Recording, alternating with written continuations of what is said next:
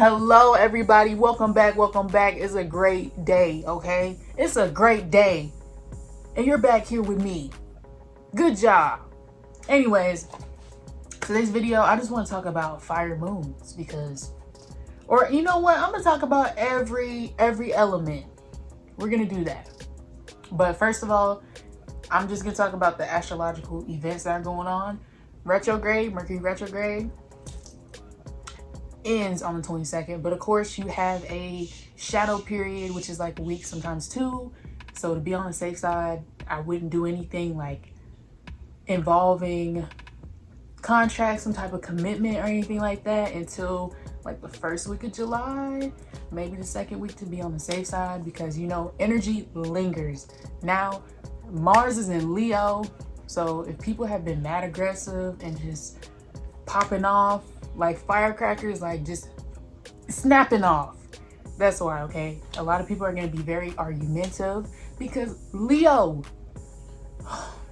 and Mars is the planet of aggression, all that shit. So look, people gonna be on 10. That's why everybody just needs to take a step back, take a time out, because we got a lot of planets in retrograde. We even have Juno in retrograde. Now Juno is in Sagittarius, which is why if you're in commitments right now and you're, you know, breaking union and stuff like that, probably because it's in Sagittarius. You know, freedom, the sign of freedom. A lot of people are really taking a step back and thinking twice, like, oh, do I really want this? Do I want to be single? Do I want an open relationship? Polygamy? What's going on, right? Or they'll be like, oh, I don't think I want that person for real. So if you've been going through that, and like I said, a lot of arguments and stuff going on because we have Mercury in retrograde, and like I said, we got Mars and Leo. It's a lot. Now, Mercury, the Gemini Mercury retrograde, if you notice a lot of shit talking, it's because Gemini, come on, they are like known for being shit talkers. So if you discover people talking behind your back, that's now another thing to mention is Cancer season. Oh my gosh. Now I know a lot of y'all don't like Cancers because you guys are not emotionally intelligent and you guys hate feelings and emotions. And you know what? That's pretty sad. Anyways, my solar return is next Sunday. Oh, or this Sunday. Yeah, this Sunday, 27th. Whole lot of gay shit. But besides all of that, Mercury is gonna be a lot of purging, especially if you had your sun in the 8th house. Oh, a lot of purging. You came with a lot of epiphanies, realizations that a lot of people are not for you, not meant for you, and you said, ooh, you gotta get the fuck. So congrats if you did it, and it's only up from here. Okay, now fire moons, top tier, elite. You can't touch this. Okay, you just can't. It's like we just automatically get each other. The energy is just top tier. You can't go wrong with the fire moon. Now we can be pretty argumentative because we're passionate. So I know a lot of Aries moons get bad reps because people normally say, oh, you know, Aries moons do not have the best relationships with their mothers, and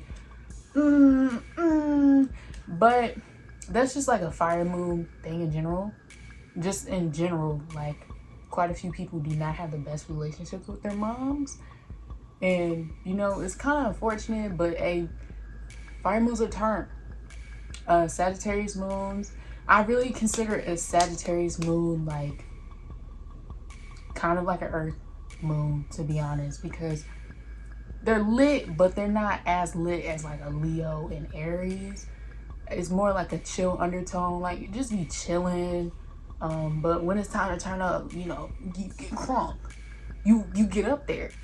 Aries moon, I think, you know what? Yeah, they be popping off quick. They really do. They don't play that shit. But it's funny. It's really funny because you don't want to mess with them, because you can say one thing wrong and they go from 0 to 100 like real quick, no hesitation whatsoever. And you gonna be like, wait, huh? Leo moons are very sassy. Very sassy, very sassy. I mean, that's just Leo placements anyways. You can tell who got Leo placements because they do not hide that shit whatsoever. Very much star material, very much main character. Like, oh, look at me. This is what it is. Oh. But you can't sleep on a fire moon. I feel like you can't go wrong with that. If you have friends with fire moons, you'll never have a dull moment. Never, never. And they gonna go to war, okay? They gonna go to war. They gonna stick beside you. They gonna stick beside you. Now, water moons are very intuitive. Very intuitive. If you want to know something, they normally can detect bullshit, especially a Scorpio moon. You ever encounter a Scorpio moon, they are next level of, ooh, that person is not it. And it's like right off the bat.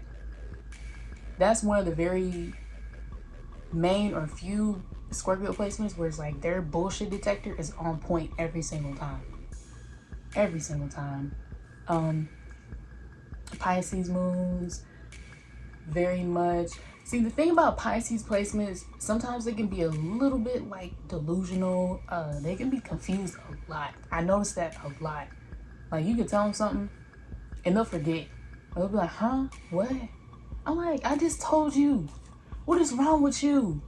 But very intuitive. Very, very intuitive. Cancer moons, they don't play. Now look, I don't know why people like to categorize Cancers as crybabies, because really it's Leos. If we're being honest, it's Leos. They cry more than Cancers. And why? Because sidereal. They're Cancers. They're a Cancer sun. So it's like, y'all making fun of yourselves low key, but I mean, okay. But Cancer moons, they don't play that shit either. They be going crazy too. Like, they don't play that. You push their buttons to a certain extent, they gonna go off. So I wouldn't do that if I were you. I would not. But they're very much like the mother or the father of the group.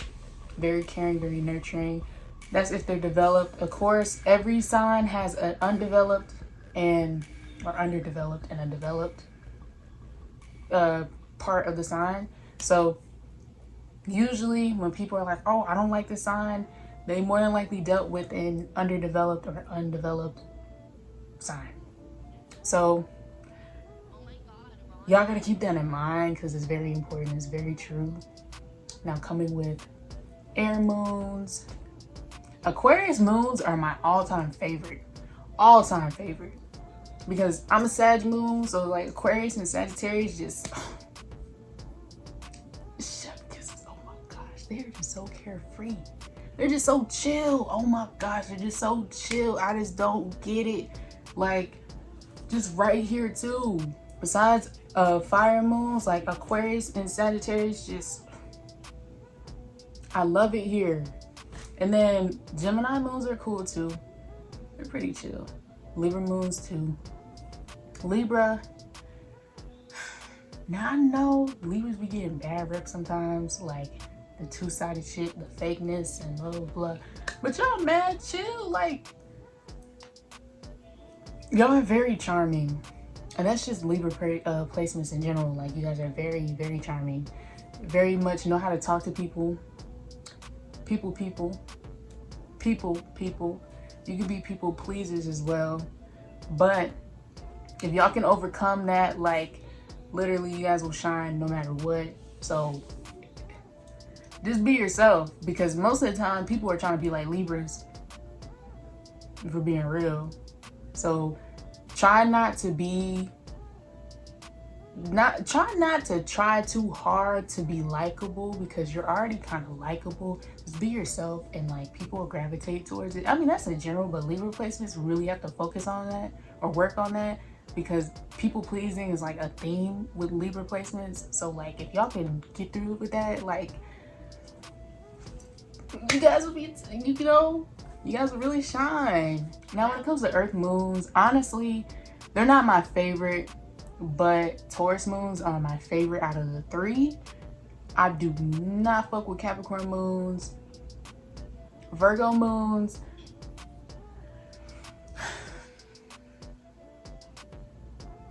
Virgo moons are very secretive, like Scorpios, okay? Or Virgo placements in general are very fucking secretive, very sneaky, and people don't talk about it enough. Like, in order to get to know a Virgo, like, it's gonna take a lot. It's gonna take a lot. Just like a Scorpio placement, it's gonna take a lot, right? And their emotions are very hidden. You never know how they feel.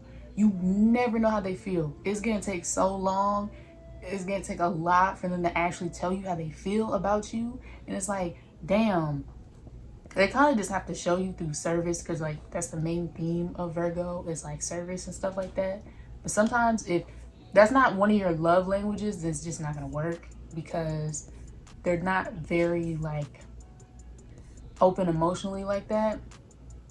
It's gonna take a lot. It's gonna take like a lot of water placements, or yeah, it's gonna take a lot of water placements to kind of balance that out, to make them more open when it comes to their emotions. But for the most part, they are not. It's like peeling an onion, for real. Like, it's gonna take that patience, bro. Sometimes that patience, you can only have so much. You can only have so much, okay? Now, Taurus moons, I don't want to be cliche and bring up the whole food thing, but like literally their taste in food is kind of questionable, because every Taurus placement, like Taurus moon, Taurus rising, they eat some questionable combinations. And I'm like, whoever came up with that shit? But sometimes it be busting, but sometimes I'm like, yo, I know that totally be fucked up. But they're very mellow, very down to earth, chill people. Music taste, chef kisses, bro. Like, Taurus moons, if you ever want somebody that's nurturing, if you don't want to deal with water signs, I feel like Taurus is just that sign where it's very comforting, very nurturing, very down with anything, ride or dies, for real. Capricorn placements, Capricorn moon. Personal experience, I haven't had the best experiences with Capricorn moons. Every Capricorn moon that I've encountered was very much like closed off. Very much closed off. I had no clue what they were thinking, what they had going on. Like, they're very strict and cold when it came to emotions. Like, they're the type of people that will more than likely handle that stuff alone. Don't really broadcast their emotions, for real. So it's very, if you're looking for more of like an intimate, like passionate type of connection, these signs are really going to take a while to open up. It's going to take a certain type of person for them to open up to. But if you're looking for that, you might as well go with like a water moon, because water moons are very passionate. They're very, very passionate about commitment. They're lovers. Once they're committed, that's it. But of course, don't cross them, because once you cross them, that's it too. So if that's what you're looking for, I say a water moon. If you try to have some fun, you trying to get crunk all the time, a fire moon. But you gotta be able to handle that bluntness, that passion, because a lot of times when it comes to like opinionated things, fire moons can be very, very, very pushy, because you know, we're very passionate about our opinions. So you gotta be ready for that shit. You gotta come with a good argument, because if not, you gonna regret even bring that shit up. I promise you. Now, air moons, they're very fun too. I find them to be very like balanced, as far as you get a little bit of everything, right? And you can't go wrong with the air moon. You really can't. And like I said, Aquarius is just the best air moon. You can't go wrong with one. I promise y'all. Find somebody with Aquarius moon and you will like love them to death. Hands down. Now, Aquarius and Aries moons are like my favorite. And then I'm gonna have to go with the Sagittarius. And then I'm gonna have to go with Leo. Then Gemini, Libra, Taurus, Virgo, Capricorn. Oh, I forgot about Pisces, see? It's that Neptune. Hey, it's the Neptune making me forget about everything. It's the illusion right there. I was like, ooh, what's that? Yeah, I'm gonna throw them up in there somewhere. Someone, yeah. Sorry, Pisces moons, but damn. Did I say Scorpio and Cancer? Oh, shit. I forgot a whole lot. Hold on. Oh, fuck. I'm slacking. Okay. Anyways, bro. Look. Forget that whole lineup, okay? Forget that whole lineup. Now, I'm gonna end the video here. I didn't really go too in depth when it came to like the traits and stuff like that because this is just my opinion. My popular unpopular opinion. So, what's your intake? What's your input? Also, disclaimer. These